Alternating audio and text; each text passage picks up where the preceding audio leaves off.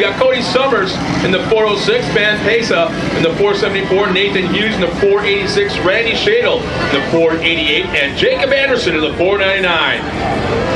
A very economical form of off-road racing, or a class of racing to get into.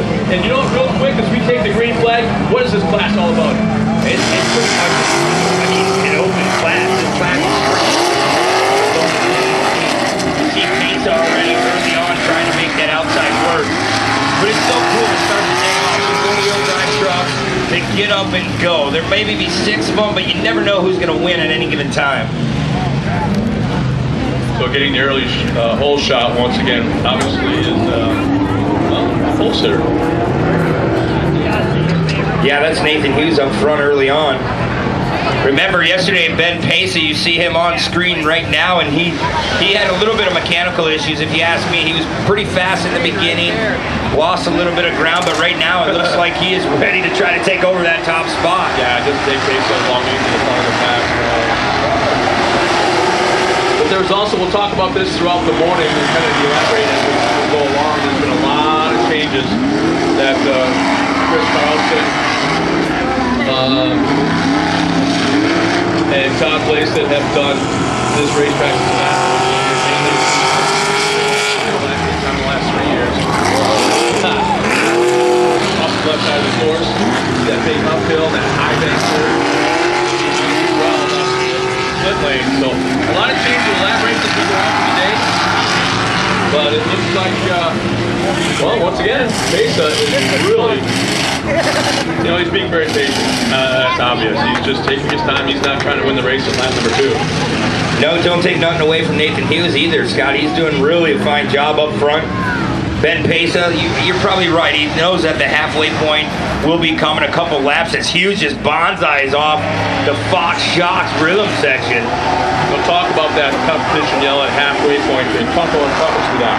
Yeah, the halfway point, they come about 5 laps into the race, go mandatory competition caution with the yellow and the red flag. That'll re-rack them, restack them, get everybody a chance to catch your breath, focus, get a look at the track, and try to go after that win. As Hughes going really, really wide. I don't know if this is a problem with Hughes early on.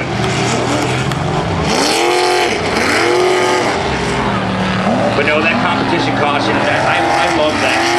Nobody can run away. You know, you start the race, some people that start the pack and have to plow through 15, 20 cars, it gives you another chance to reboot your car, I'd like to call it, get focused and go back towards the front. So, I mean, that's, how long's that rule been in force now? I mean, I want to say it was like 2007, 12, 13 years ago.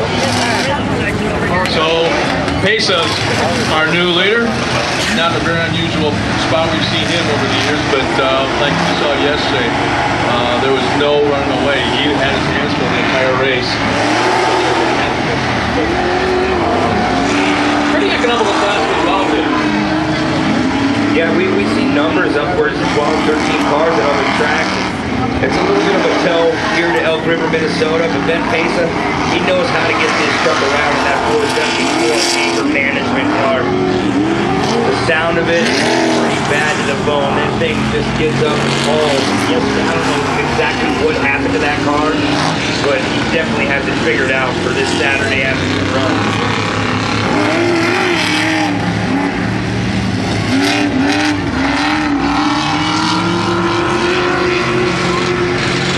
Track really drying out nicely, creating what they like to call a cushion up on the top side of the turns. Pesa coming through the Fox Shocks rhythm section on the downside. And later on you'll see trucks, they do not care. They will come flying into that section as Hughes does. Just as I say it, Hughes goes really, really wide trying to catch our race leader. And it looks like Pesa is on a little bit of cruise control here before the mandatory competition caution.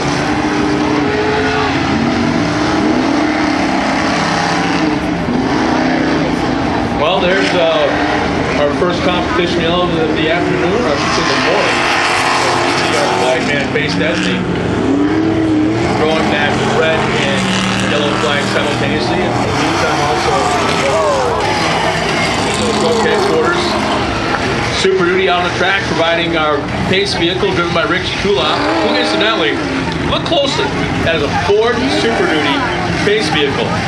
The man driving it, Richie Kulop, works at a Chevy dealership. Pronto pups. A long, long time. I turned 12 years old again. Oh man, that's not bad. Big old puff of smoke on the 486 of Nathan Hughes. Yeah, I think the day for Hughes is pretty much done. He's been bonsaiing that truck, that 486, all morning long as he's parked going into the back section. And man, these trucks will take a toll and a beating, but when you bonsai it off that Fox Shocks rhythm section, you better have everything nut and bolt tightened down on that truck. I think we found out what the issue was, why he was so slow right over this. Probably felt a lot of vibration in that truck. Just a reminder as well, we got a big air UTV show going on in front of the chalet at 1:30 and 3:30 this afternoon. So if you want to see some craziness, something what's kind of neat is coming up next. We're gonna have 18 cars coming out, short course karts.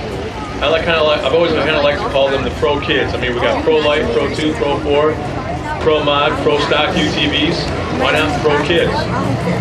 Yeah, 18 of them. Yeah. We're going to have a guest announcer up here. Winner of all this time in that class.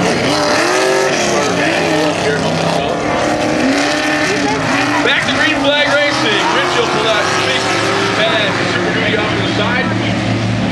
And once again, pace up. Showing the way around the course. Yeah, Ben Pacey's just tiptoeing his way through that back section, heading towards the Fox Shocks rhythm section, and that's a split lane, ladies and gentlemen. You can go inside, outside, depending on what you feel is best line in the days of racing. I mean, I'll tell you right now, you never know, because the Carlsons have done a nice job working with both sections. I mean, coming in on the bottom side, you have a little bit of a finger, and on the outside, you can kind of avoid all those ruts. I just saw a puff of smoke out of our leader's truck as well, so it's not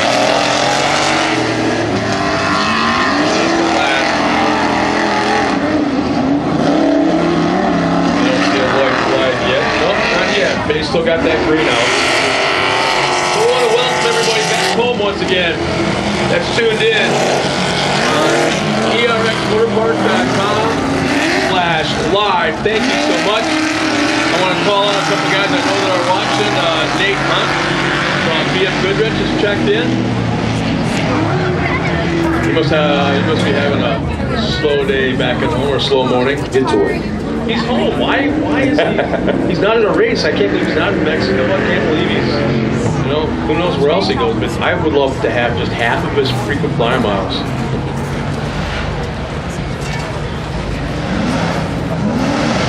Pesa well out in front, about 8-10 car lengths as he enters the flyaway jump.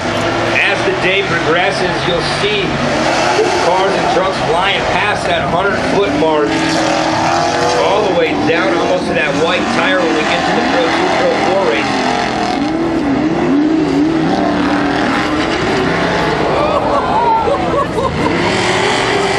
There's the white flag now. Well, you're a former driver. What's happening? Or will your spotter tell you what's smoking, or you just decide to get no shut? It depends. I mean, how bad it was smoking. Some of it could be a little bit of fiberglass rub. I've been watching Pesa and seeing a little puff of smoke here and there, but you can tell. I mean, you have gauges in those cars. A lot of us wouldn't even look at them until the race was done. But if you had a lot of smoke, your spotter would obviously let you know. But you just held it to the floor and tried to get up to the front and didn't worry about it until the checker flag flew. But Pesa tiptoeing his way around, coming back towards the flyaway one final time here this weekend. Hey, Mikey boy, he's watching us back in northern Wisconsin.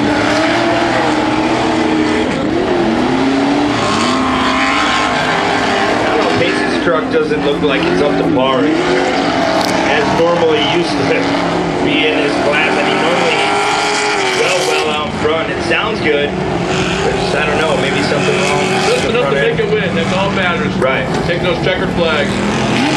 So, Pesa will take the win. Cody Summers second.